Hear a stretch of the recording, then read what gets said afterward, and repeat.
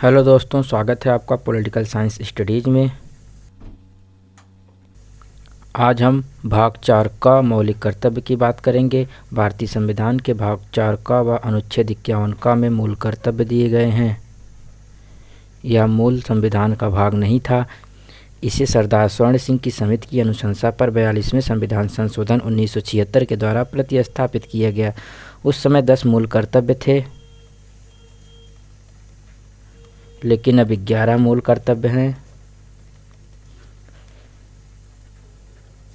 11वां मूल कर्तव्य 86वें संविधान संशोधन 2002 के द्वारा जोड़ा गया। यह रूस के संविधान से प्रभावित है। जिस प्रकार राज्यों के लिए नीति निर्देशक तत्व है, उसी प्रकार नागरिकों के लिए मौलिक कर्तव्य हैं। दोनों का पालन स्वेच्छा पर निर्भर करता है। इसके लिए कोई विधिक बाध्यता नहीं है। यदि कोई नागरिक मौलिक कर्तव्य का पालन नहीं करता है तो उसे किसी दंड से दंडित नहीं किया जा सकता है। मूल कर्तव्य को 3 भागों में विभाजित किया जा सकता है: नैतिक कर्तव्य, राजनीतिक कर्तव्य तथा विशेष कर्तव्य। मूल कर्तव्य केवल भारतीय नागरिकों के लिए है। संविधान में न्यायालय के जरिए उसके क्रियान्वयन की व्यवस्था नहीं है। अनुच्छेद 51 का मूल कर्तव्य पहला है, भारत के प्रत्येक नागरिक का कर्तव्य होगा कि वह संविधान का पालन करे और उसके आदर्शों, संस्थाओं, राष्ट्रध्वज और राष्ट्रगान का आदर करे। दूसरा है, स्वतंत्रता के लिए हमारे राष्ट्रीय आंदोलन को प्रेरित करने वाले उच्च आदर्शों को हृदय में संजोए रखें और उनका पालन करें। तीसरा है, भारत की प्रभुता, एकता और अखंडता की रक्षा करें और उसे अक्षुण्ण रखें।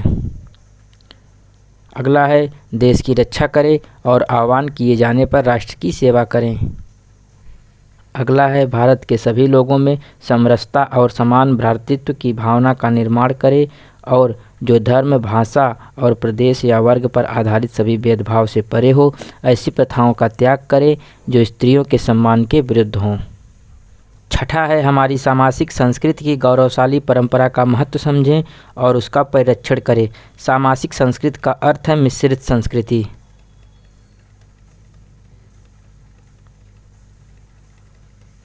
भारत अनेक संस्कृतियों का संगम माना जाता है। यहाँ के आदिवासी, संथाल, निषाद आदि पहले से थे। आर्य आए, यूनानी आए, ईरानी आए, अरब, तुर्की, यूरोपी आदि आए। सब लोग अपनी संस्कृति भारत में लेकर आए। जब ये संस्कृतियाँ घुल मिलकर एक बन गईं तो इसको मिश्रित संस्कृति कहा गया, जिसको सामाजिक संस्कृति भी कहते हैं। इनको भारतीय संस्कृति भी कह सकते हैं।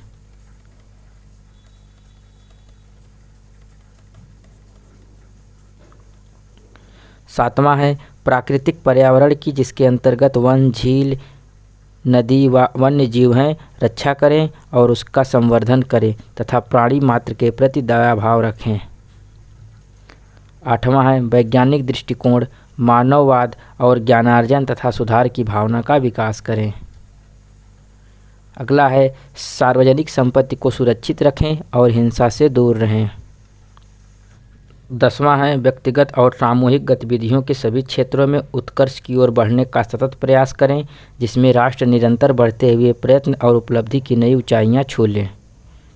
11वां है, यदि माता पिता या संरक्षक हैं, 6 से 14 वर्ष की आयु वाले अपने यथास्थिति बालक या प्रतिपाल्य के लिए शिक्षा के अवसर प्रदान करें। यह 11वां मूल कर्तव्य 86वें संविधान संशोधन 2002 के द्वारा जोड़ा गया।